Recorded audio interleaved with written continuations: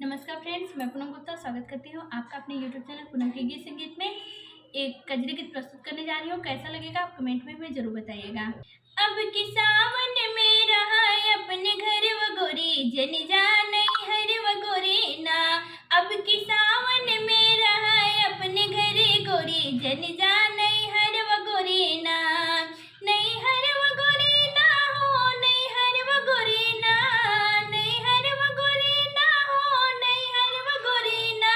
अब की सावन में रहा अपने घर गोरी जन जान हर व गोरी ना।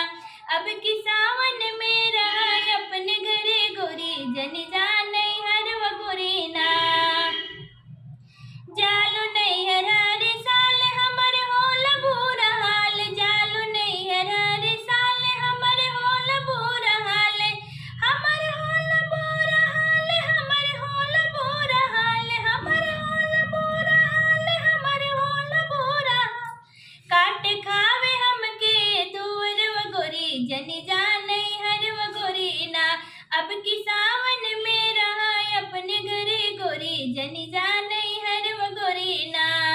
जब बरसेला मेघ मोर सिंहरे देह, जब बरसेला मेघ मोर सिंहरे देह, मोर सिंहरे देह, मोर सिंहरे देह, मोर सिंहरे देह, मोर सिंहरे देह। हो क उठला हमरे हियर व गोरी जन जान हर व गोरी ना। अब की सावन में रहा अपने घर गोरी जन जान हर व गोरी ना।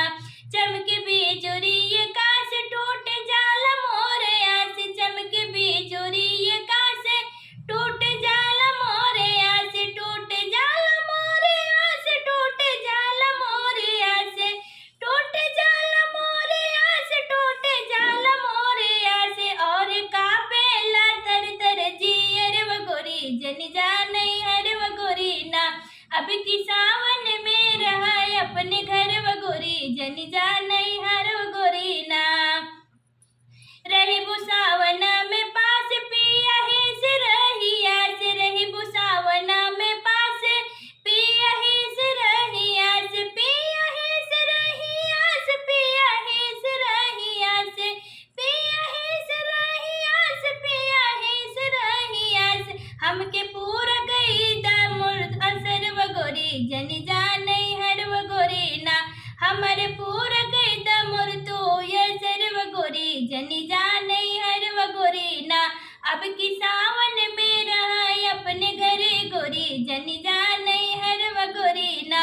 अब की सावन